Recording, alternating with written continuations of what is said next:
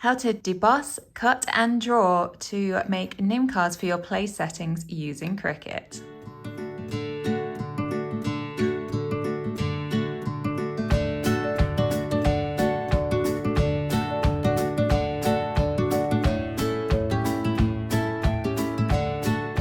Hi guys, it's Rebecca from Bride Society, and so today I'm showing you how to make these name cards for your autumnal fall place settings, whether it be for your wedding or any other kind of event. Or if you're not even wanting to make name cards as such, but are looking for a tutorial on technique, this is a really great tutorial for you because we are showing you how to use your debossing tool and your fine point blade, as well as using a pen within your machine to draw onto your card. So you might be making invitations, menus, anything like that. You can apply those to all of those things. So the timestamps for each of those steps are in the description box below if you want to jump ahead. But if you want to create the full design with me, just keep watching. Here's what you'll need.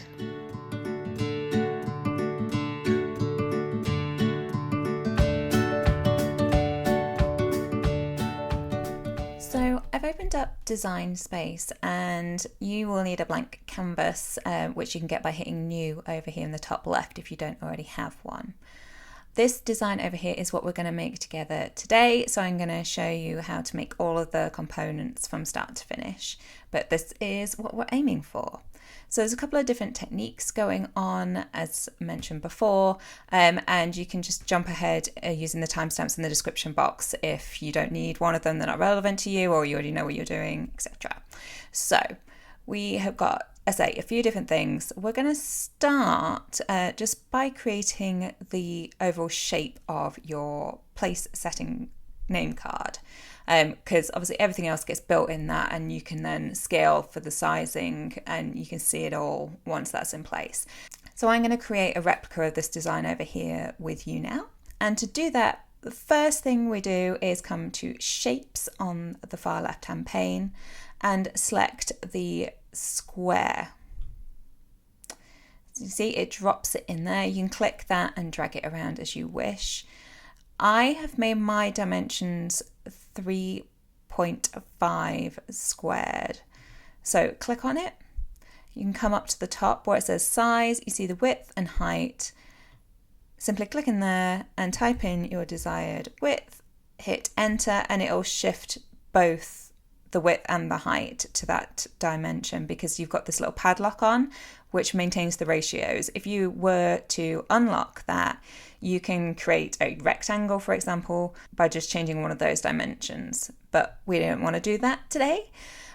So that is our square. Obviously you need a square if you're creating a name card like mine, because ultimately this will get folded in half so it stands up by itself and then will look like a rectangle. But for now, it's a square.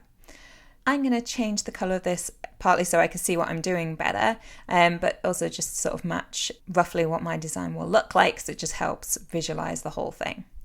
So as you see, I went up to the top, hit the coloured block up here, and I just picked from here. You can obviously also go down to advanced and select from a whole heap of other colours as well. But I'm happy with my light green, so click out. The next thing I did, again, this is purely just to help with the visualization for the design purpose, is create this, what is a score line technically, across the middle, because that's where I'm going to fold it in half. So I want all my design to sit in this bottom half of my project.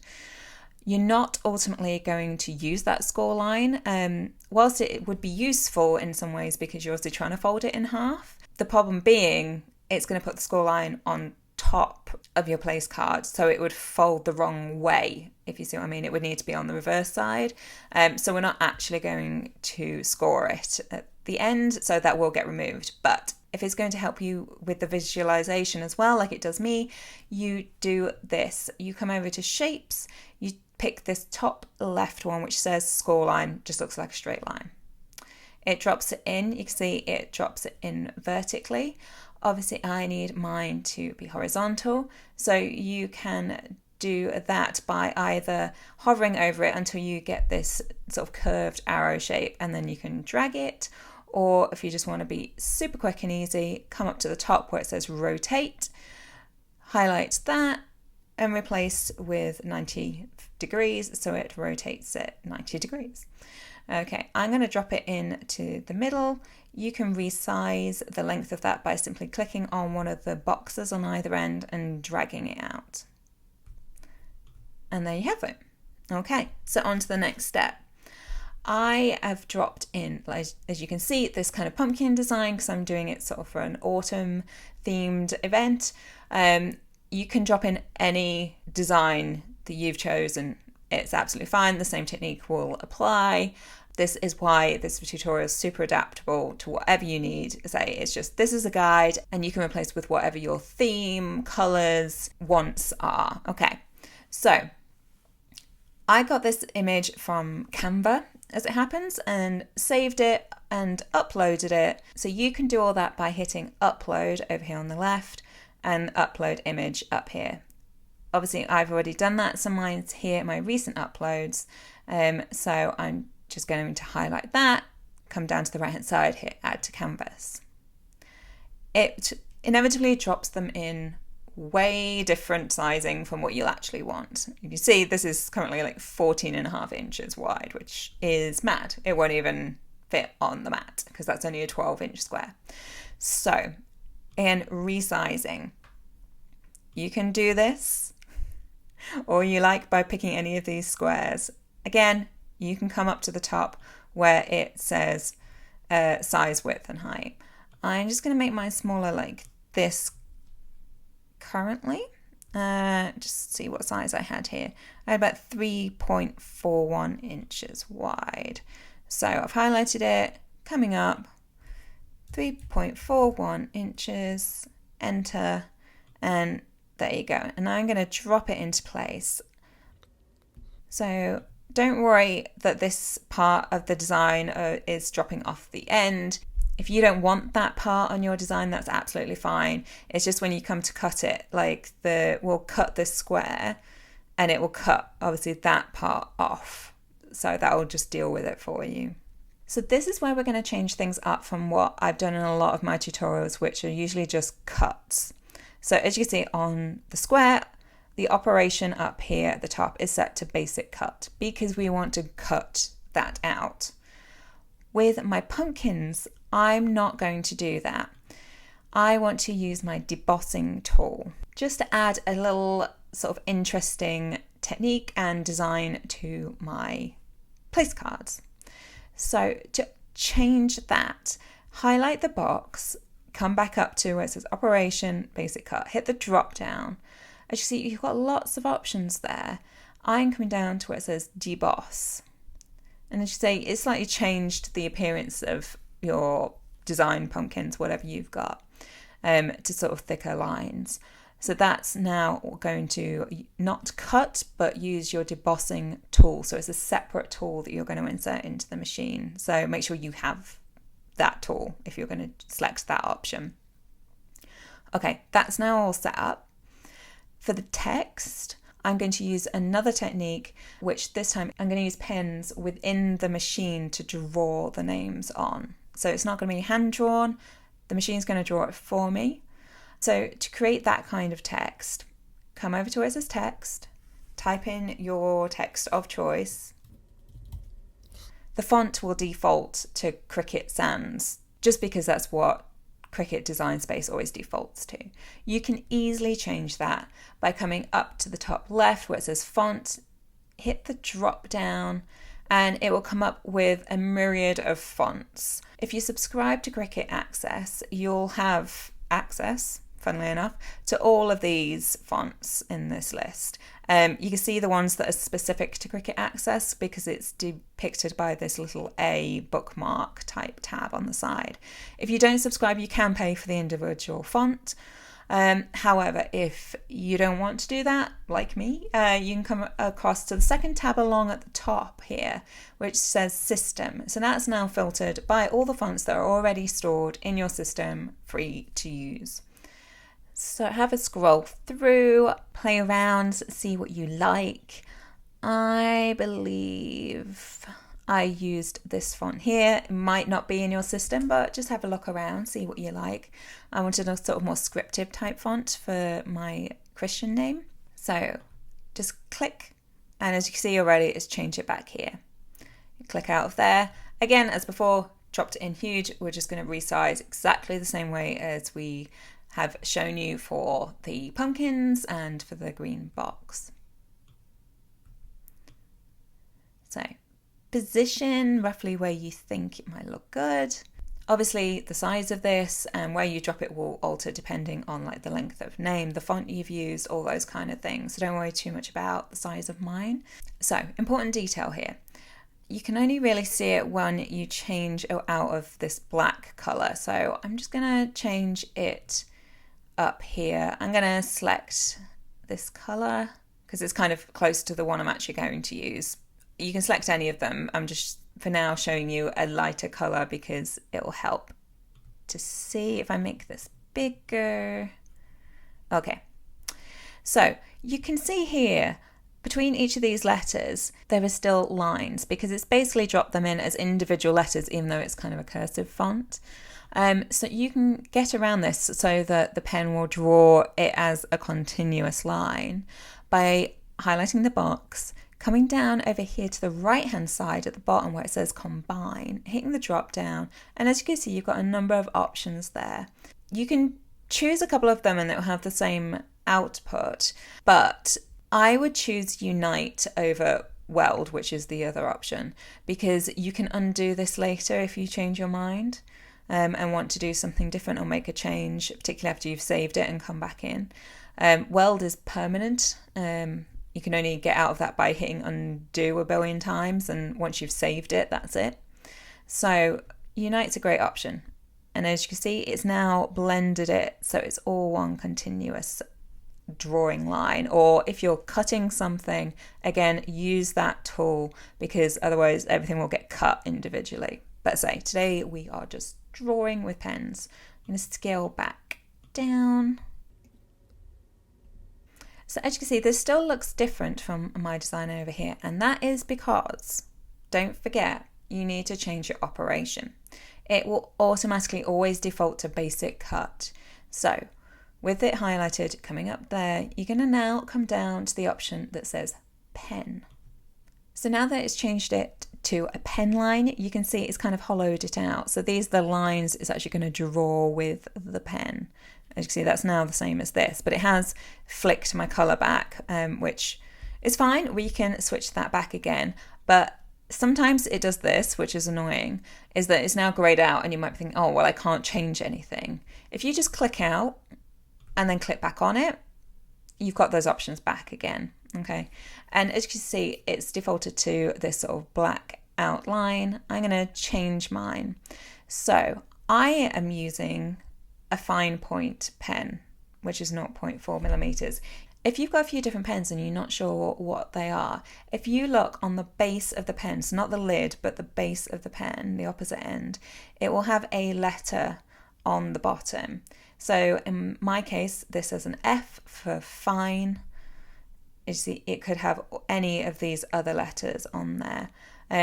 So just select as appropriate so that the machine can automatically read and transfer onto your project with exactly the right pressure and movement. It will just automatically calibrate to it. But yeah, that is how you tell. So mine's an F for fine point. Because I'm trying to stick to sort of autumnal colours for mine, I'm going to use my tawny coloured pen. As you see, it switched it back. Then repeat the same steps for your surname. I think this time I used a font called Montserrat. I'm not sure if that's how you pronounce it, but that's the font I've used if you're interested. The only difference this time will be that you don't need to use the Unite function because they are individual block letters. So go ahead and insert your name of choice. Just a side note, don't panic that that looks different. It will always just default to the last font you use. So whilst it uses Cricut Sans when you first open the Design Space, it will then default to your most recent font that you've used, thinking it's being helpful because you're probably wanting to create more in the same font. We're not, so we're going to do the whole repeating the steps with changing the font.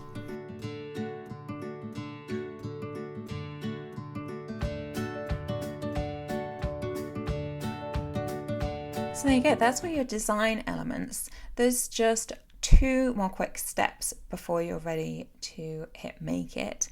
I'm going to come back over to my original, so I'm just going to delete this out and I'll come over here. Okay, so this is up to the same step that we were just at. So the problem now, if you hit make it, I'll do it just to demonstrate, it's going to separate out all those elements, which is really unhelpful because you want it to create as a whole. So we need everything to maintain its position. First up, before you do this, as I said right at the start, you don't want it to actually score that score line because it's on the wrong side. So you can delete it out, or in case you want it again later, just for you, that guide and reference, if you come over here to the right hand side where it says line score, as you can see it's highlighted, this little eye icon, you can hit that and it will hide it from view, but it will also hide it from your project mat. So when you hit make it, it won't be there, you won't have to go through that step. Okay, so to keep everything in its place, click drag over the top so you pick up every element of your design. You see they're all highlighted except for the line score. Come down to the bottom right, and this time we're going to hit attach. Now that's going to keep everything in place. So now, which we can now do, if you come up here to the top right, hit make it, and as you can see, it's all magically held itself in place. If you need to, you can click this and drag it around on anywhere you want onto this mat, which is especially helpful if you've got several of these designs that you're cutting at once. If you want to use the space more efficiently, it will try to automatically put things in the most efficient spot, but it doesn't always, so you can fiddle with that on here. So that's a really useful tip, which I didn't fully appreciate was a possibility when I first got my Cricut.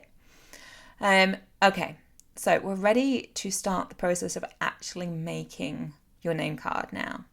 So you can see the 3 functions that it's going to go through in this order.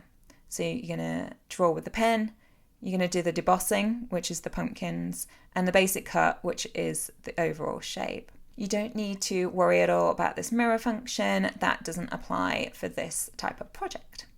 So I'm going to hit continue in the bottom right hand corner.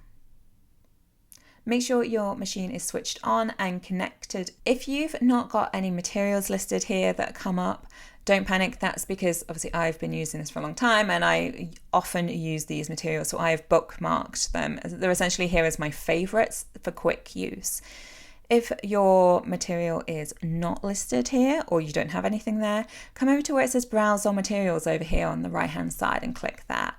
That's where you get the full list of, in this case, compatible materials for this project. So select whatever you have. As you can see, there's cardstock listed here. There is paper listed here. So it depends what you're using.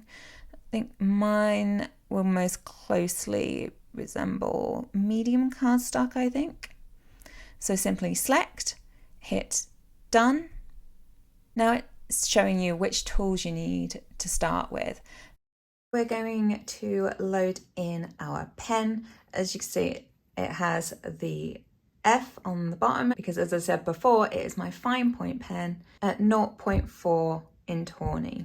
So to open A, you simply lift this lever and it releases it. Simply place it into the hole and push down until you hear that click. Then secure it in place by simply pulling this back across, like so. Then we need to deal with clamp B. Again, open that up by releasing the clamp.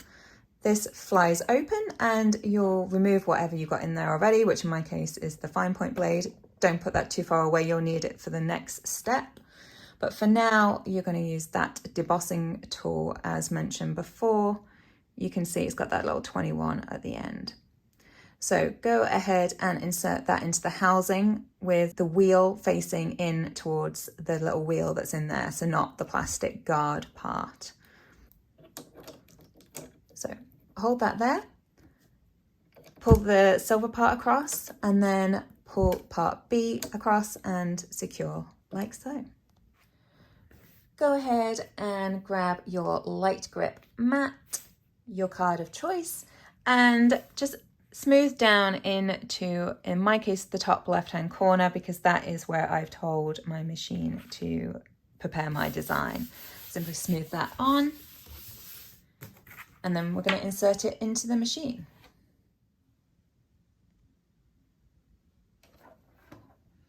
So insert it into the machine by filtering it under these little guys on either side, with all 4 star wheels evenly spaced out. Once that's done, you're going to come up to the flashing arrow button on the top and press that so it draws your mat into the machine. Once it's ready, you'll see the C Cricut logo flashing on top. That means you're ready to go with your first step. So go ahead and press that and let it do its thing.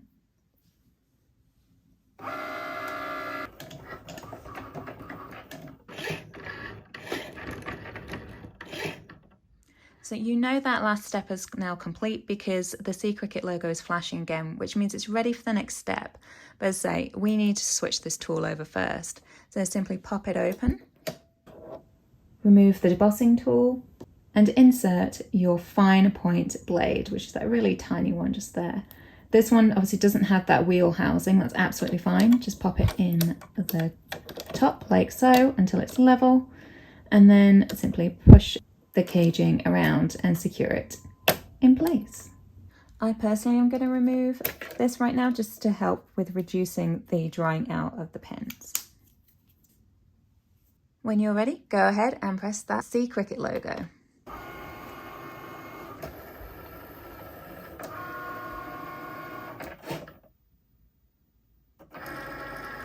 Now that final step's complete, it will want you to eject your mat, which means that flashing arrow button will start up again. Just go ahead and press that and pull it out.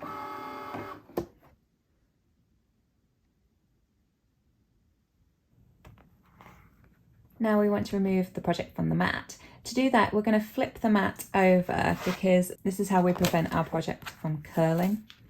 So peel the mat away from your project, not the other way around.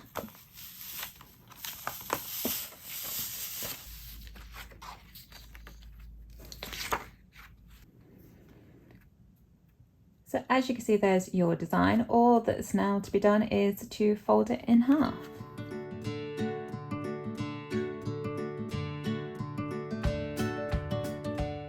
To get a nice sharp edge, what I like to do is take a ruler and go over that line, taking care not to smudge any ink that might not be dry yet. And you're done. I hope you found that tutorial helpful. If you did, if you could hit the like button, and don't forget to subscribe so you don't miss more content like this.